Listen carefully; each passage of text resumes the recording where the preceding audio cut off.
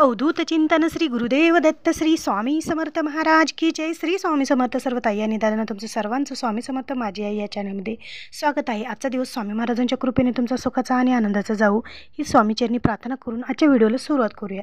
तर बघा, उद्या आहे रविवार, उद्या चैत्र अमावस्या आहे। तर चैत्र अमावस्या दिवशी असे काहीतरी उपाय आपण आवर्जून करावे बघा, जेणेकरून तुमच्या घरात जर तुम्हाला पितृदोष लागलेला असेल, पितृदोषाची काही लक्षणे दिसून येत असेल तर तुम्ही हा उपाय अमावस्या दिवशी आवर्जून करा बघा। अमावस्या दिवशी केलेल्या उपायाने तुमच्या घरात खूप सारा फरक पडतो बघा। आता पितृदोष लागलेला आहे, प्रखर पितृदोष आहे, हे कसं ओळखायचं बघा। ज्यावेळेस तुम्ही जर कोणतं मोठं काम हाती घेतलेलं असेल, समजा कुठेतरी तुम्ही जॉब बघताय, तिथे तुम्हाला नोकरी लागणार आहे, पण काहीतरी कारणास्तव अचानक तुमची नोकरी लागत नाही, काहीतरी अडचण येते। त्याचबरोबर शिक्षणामध्ये मुलाला अडचणी येतात। त्याचबरोबर कुठेतरी तुम्ही जागा घेतलेली आहे, फ्लॉट घेतलेला आहे, तो अचानकपणे म्हणजे काहीतरी अडचणी येते त्याच्यामध्ये सुद्धा। असे जे छोट्या मोठ्या अडचणी येतात बघा। तुमच्या घरात लग्नाच्या वयाचा मुलगा आहे पण त्याचं लग्न जमत नाही, सतत लग्न हे मोडलं जातं। त्याचबरोबर सतत घरात व्यक्ती आजारी पडणं, घरात सतत चिडचिडपणा होणं आणि पैसा तर खूप येतो पण पैसा घरात टिकणं, सतत पैशाची चणचण भासणं, सतत घरामध्ये नाहीसं होणं, अशा बऱ्याच प्रकारच्या गोष्टी तुमच्या घरामध्ये घडत असतात। तर समजून जावा की तुम्हाला प्रखर पितृदोष आहे। जे काम तुम्ही हाती घेतलेलं आहे ते पूर्ण होण्याच्या आधीच त्याच्यामध्ये अडथळा येणे, दुसरंच काम वाढून मागे बसणे, त्यालाच प्रखर पितृदोष लागलं असं म्हणतात।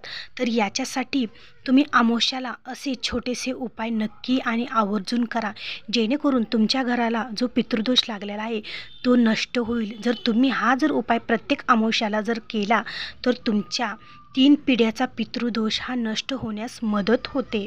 तर तो उपाय कोणता आहे, तो कसा करायचा आहे, सर्व काही आजच्या व्हिडिओमार्फत मी तुम्हाला सांगणार आहे।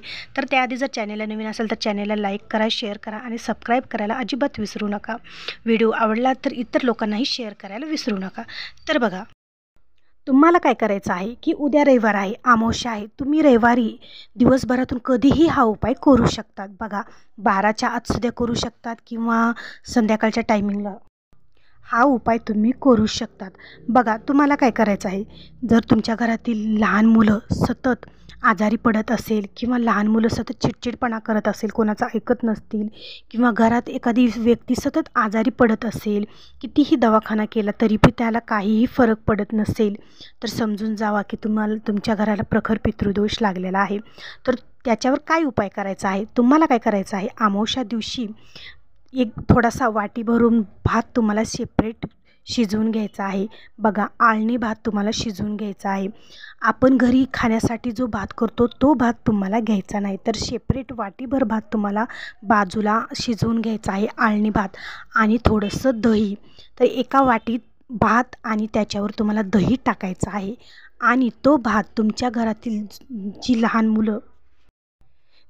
मुलं आहेत त्यांच्यावरून, त्या मुलाला पुढे समोर बसून तुम्हाला त्या मुलांवरून 7 वेळेस ती दही भाताची वाटी तुम्हाला उतरवायची आहे बघा। 7 वेळेस तुम्हाला तुमच्या मुलावरून 7 वेळेस दही भाताची वाटी उतरवायची आहे। नंतर ती वाटी तुमच्या प्रत्येक घराच्या कानाकोपऱ्यामध्ये नेऊन तुम्हाला त्या भागाला कोपऱ्यामध्ये प्रत्येक घराच्या भिंतीला टच करायची आहे वाटी, आणि नंतर मग घराच्या बाहेर येऊन तुम्हाला घरावरून ही 7 वेळेस तो दही भात उतरून घ्यायचा आहे। आणि तो दही भात नंतर तुम्ही एखाद्या झाडाखाली ठेवा किंवा एखाद्या मोकळ्या जो रिकामा प्लॉट असतो तिथं ठेवा, जेणेकरून कावळे येऊन तो खाऊन जातील। आणि जो हा दही भात जर कावळ्यांनी स्पर्श केला तर तो तुमच्या पितरांनी स्पर्श केला असं समजून जावा, आणि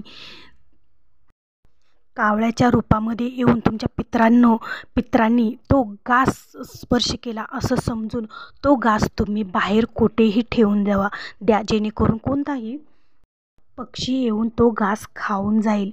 जर जागाच नसेल तर तुम्ही तुमच्या छतावर सुद्धा तो ठेवू शकतात। जर बाहेर कुठे ठेवायला जमत नसेल तर तुम्ही तुमच्या बाथरूममध्ये रात्रभर ती वाटी ठेवू देऊ शकतात कागदावर ठेवून, आणि नंतर सकाळी तो बाहेर तुम्ही कुठेही ठेवून येऊ शकतात. अशा प्रकारे तुम्हाला अमावस्या दिवशी हा उपाय आवर्जून करायचा आहे.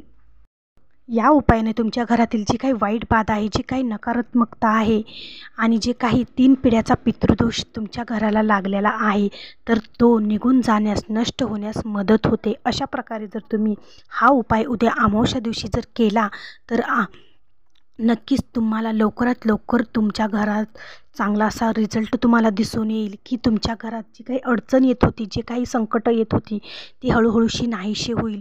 प्रत्येक अमावस्याला तुम्ही आवर्जून हा उपाय नक्की करा आणि बघा हळूहळू करून तुमच्या घरावर जो पितृदोष आहे तो नष्ट होण्यास मदत होते.